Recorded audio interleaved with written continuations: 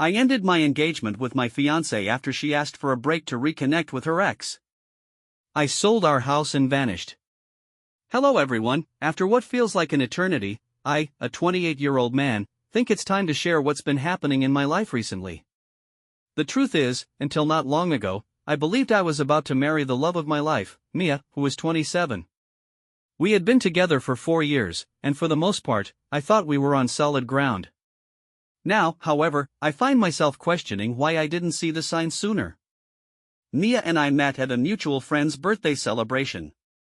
She was charming, self-assured, and had a candid demeanor that I found appealing. I had dated before, but no one had connected with me quite like she did. Our chemistry was instant, and after a year, we decided to move in together. Everything felt natural, as if we were aligned on our careers, marriage, and eventually starting a family. Mia was a freelance illustrator, while I worked as a project manager for a tech firm, so our schedules were somewhat compatible. Life wasn't extravagant, but it was fulfilling. We had been discussing marriage for a while, but it wasn't until last year that I finally proposed. It wasn't anything grand, just a simple dinner at home for the two of us. Mia seemed overjoyed, she cried, embraced me, and said yes. That night, we began planning our future, a fall wedding with a small guest list at a beautiful lakeside venue. Everything seemed to be falling into place, or so I thought. The first signs of trouble were subtle, almost invisible. They were small issues that I overlooked because I didn't want to overanalyze. For instance, Mia's enthusiasm for wedding planning started to fade after a few months. Initially, she was all in, sending me Pinterest boards, browsing wedding dresses, and asking about details like whether I preferred daisies or lilies for the centerpieces. But then, it all came to a sudden halt. I would ask her questions like, "Have you picked your bridesmaids yet?" and she would brush me off with, "Not yet, I'm still thinking about it." The same pattern emerged with her dress, the cake, and the music. Every decision we had once been excited about became something she wanted to postpone. "There's still time," she would say. I told myself it was just the stress of planning. After all, it can be overwhelming, right? Plus, Mia had a lot on her plate at work. I figured she would eventually snap out of it. What I didn't realize was that her lack of enthusiasm wasn't about the wedding, it was about us. The real wake-up call came one night while we were out with friends. Someone brought up that ridiculous TikTok game where you have to answer personal questions without laughing or showing judgment. Everything was going smoothly until someone asked, if you could relive one relationship, which would it be? Without missing a beat, Mia replied, "Oh, probably Jake." Just like that. Jake, her college ex, the one who had cheated on her. The room fell into an awkward silence.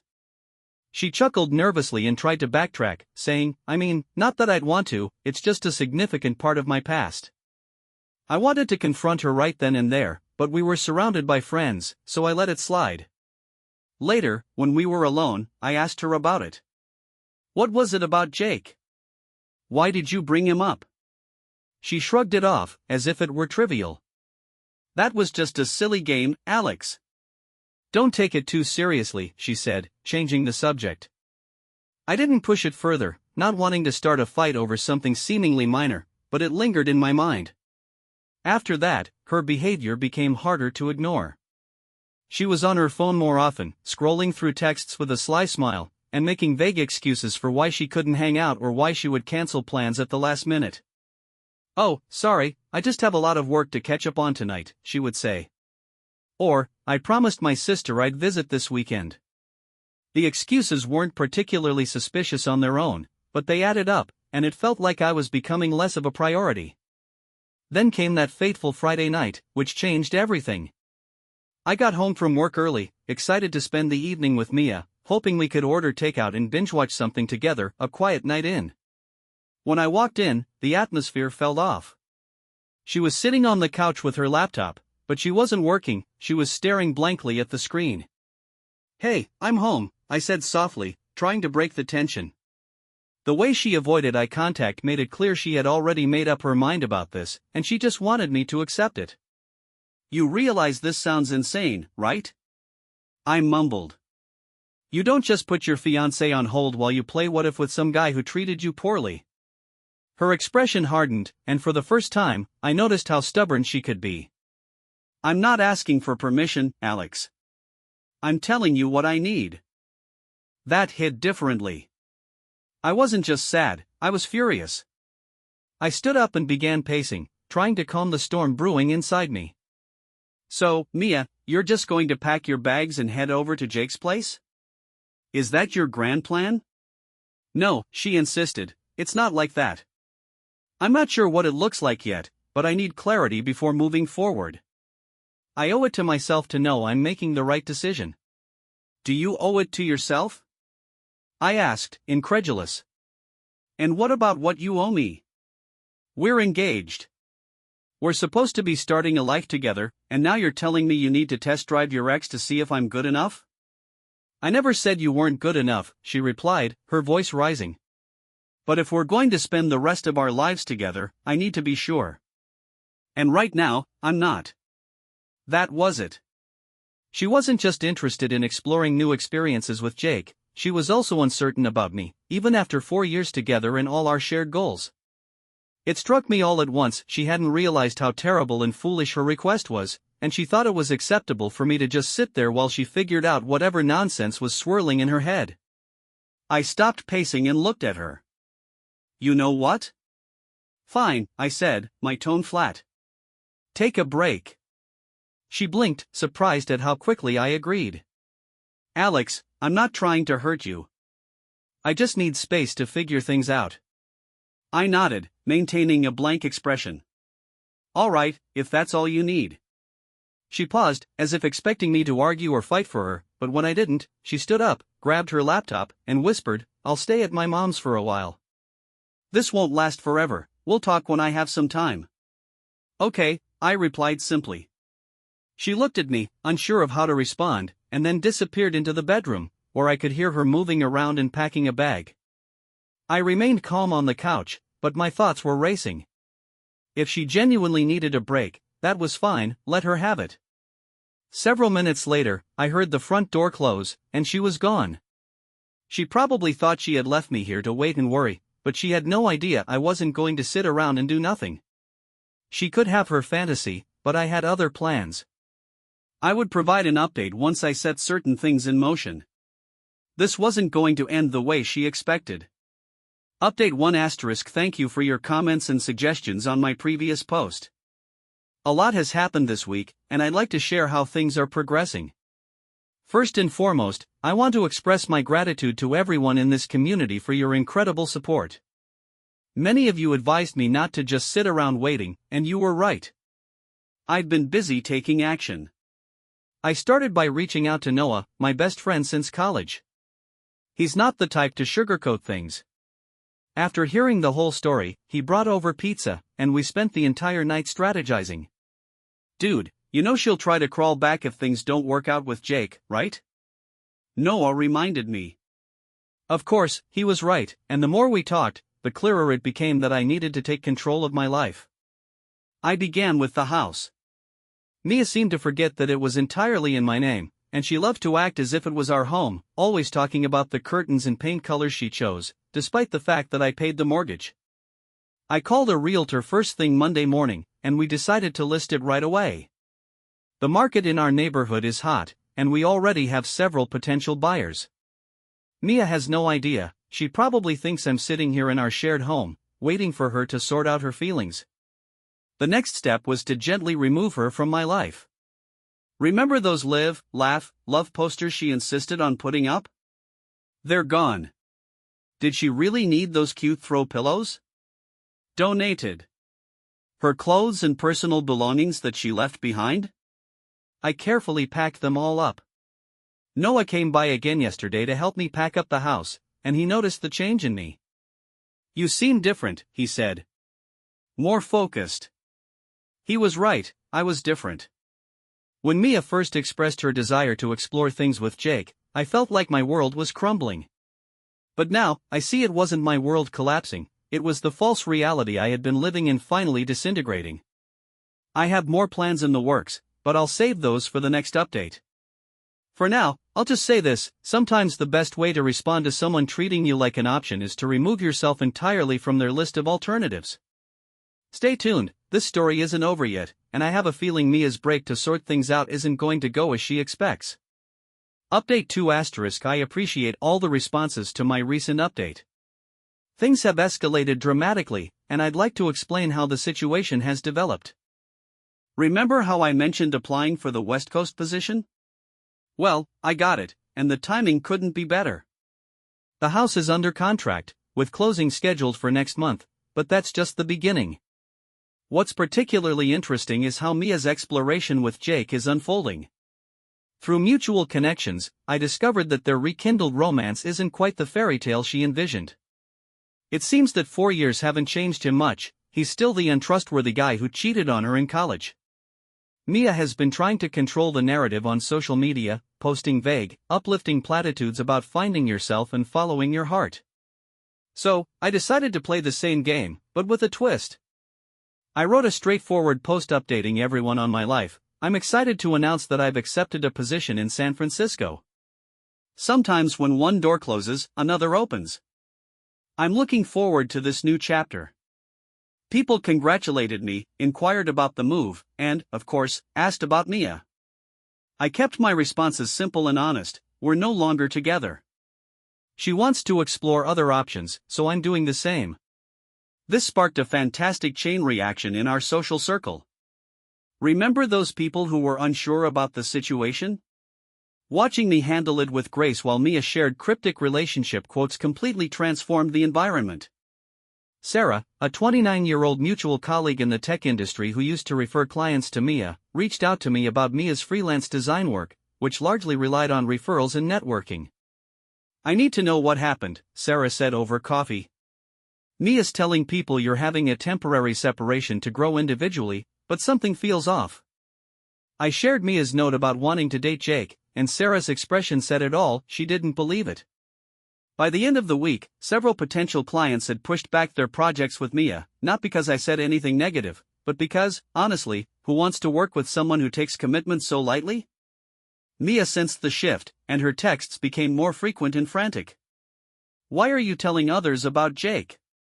You're damaging my reputation. This isn't fair. I simply replied, you got what you wanted, time and space. How I spend mine is no longer your concern. The turning point came when Jake, in his infinite wisdom, posted a photo of them together at the restaurant where Mia and I had our first date.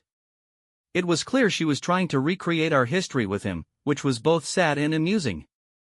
The post didn't last long, but the damage was done. Our acquaintances witnessed it, and the few people who still believed Mia's finding myself story lost respect for her. Even her sister reached out to me, saying, I'm really sorry for how she's handling this. You deserve better. What was most fulfilling was that I didn't have to be vengeful. I simply lived my life freely and honestly, while Mia tried to play both sides. The truth has a way of coming out. She came to my office yesterday, and it seemed Jake had already shown his true colors, flirting with other women and being untrustworthy, just as I had predicted. She was crying, saying, I made a huge mistake. I was afraid of commitment. I thought I needed to know if there was something better out there, but I was wrong. You are the best thing that ever happened to me. I looked at her calmly. No, Mia. The best thing that ever happened to me was when you revealed your true colors before we got married. She tried to argue, saying that we could work it out, that she would go to counseling and prove she could be trusted again. But I simply shook my head. You don't understand, do you? This isn't about Jake anymore. This is about you thinking you can keep me as a backup while you. Sometimes the best revenge isn't about getting even, it's about getting better, and that's precisely what I'm doing. Update 3 *. Thank you for following my journey. This is my final post, and I have some exciting developments to share. San Francisco is everything I dreamed it would be. My new apartment boasts a breathtaking view of the bay, the tech environment is invigorating, and my new office team is fantastic. It's refreshing to be around people who value progress and creativity over drama. But first, let me catch you up on how things wrapped up back home. The closing went smoothly, and the house actually sold for more than the asking price.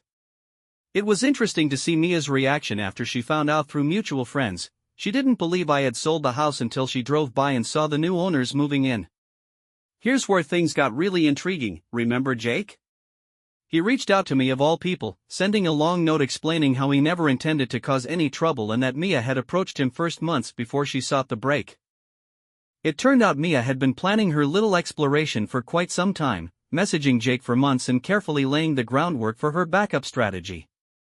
The irony was palpable. Jake ended their relationship because, as he put it, if she could do this to you, she could do it to anyone. Mia's career repercussions have been significant. Remember all those clients she had lined up? The majority found other designers, not because I said anything, but because word spreads quickly in the industry. One of her largest clients even contacted me, saying, "We heard what happened with the engagement. We're looking for someone who can commit to long-term projects. Do you know any reliable designers?" I recommended a talented acquaintance of mine, and she was awarded the contract. Karma, I suppose.